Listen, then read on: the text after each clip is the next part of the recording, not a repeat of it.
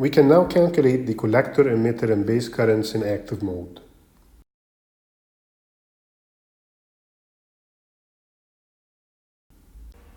So let's take another look at the current components just to figure out what I emitter, I base, and I collector is. I base is equal to I2, which is equal to I3. I2 is the amount of electrons that manage to recombine within the base. These will be replaced by holes, which form I3, which is the base current. The emitter current is the total of I1 plus I4, where I1 is the electrons injected from the emitter into the base, and I4 is the holes injected from the base into the emitter. If we just look at the circuit symbol for the bipolar junction transistor, and noticing that the arrows here show the direction of flow of charges, not of currents, then this is I collector, this is I emitter, and this is I base. And using KCL, we can figure out that I collector is equal to I emitter minus I base. So just finding out I emitter and I base allows us to find I collector. To find either I emitter or I base, we have to figure out the charge concentration in the base. So basically, there are excess minority carriers being injected from the emitter into the base. And so at the edge of the base, we can find the level of excess electrons using the same method we used for the p-n junction. And this would be NP0 e to the power of QVBE by KT. Now, the equilibrium level of electrons in the base is NP0. At the base collector junction, the level of electrons is necessarily the equilibrium level. Why that is so is because the collector base junction is reverse biased. This means that the collector insists that the concentration of electrons at the junction is actually even lower than the equilibrium level. We can basically consider the concentration of electrons at the collector to be none. And therefore, there are electrons that enter the base, and as they go through the base, they recombine and they completely disappear at the collector. The amount of charge that disappears within the base will give us an expression for base current, and the slope of the electron profile at the base emitter junction will give us the diffusion of electrons through the base, which is the amount of electrons that are injected from the emitter into the base, which is I1, which is the most important component of emitter current. And so we're going to start with the same current continuity equation we used for the p-n junction. So within the base, d2 delta n by dx2 is equal to delta n over ln square, where ln square is the square of the mean recombination length of electrons within the base. We have two boundary conditions for this differential equation. So for the p-n junction, we used also two boundary conditions. One of them was at the interface and the other was at x equals infinity. Here we have a base that is really narrow. So we don't have a boundary condition at x equals infinity, but we know the boundary condition.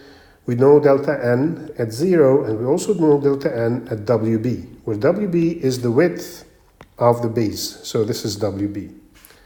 So we know that at the base emitter junction, the level of excess minority carriers is NP0 into e to the power of QVBE by KT minus 1.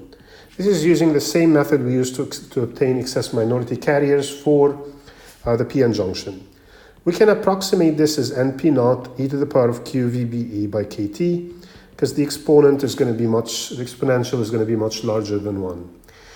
At WB, the excess level of electrons drops to 0 because the concentration of electrons drops to NP0. So it drops to the equilibrium level. And if we assume that it actually drops to null, not to the equilibrium level, then we will actually have a concentration which is minus NP0. So do we have a negative concentration of electrons? No. This is excess minority carrier concentration, which can be negative if we fall below the equilibrium level, which is what we are assuming here.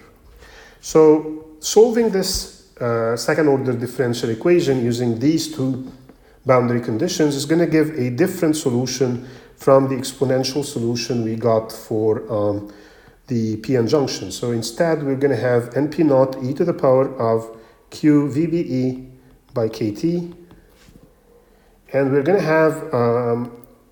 have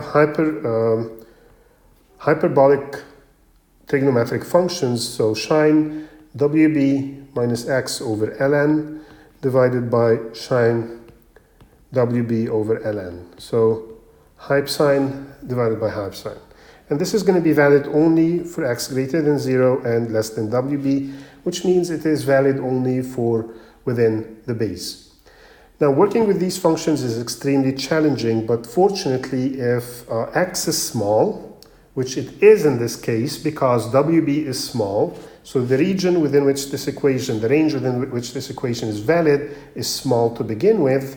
So if it is small, we can approximate these functions as linear functions and in fact obtain an expression for charged excess minority charges as np naught e to the power of q vbe over kt into 1 minus x over wb.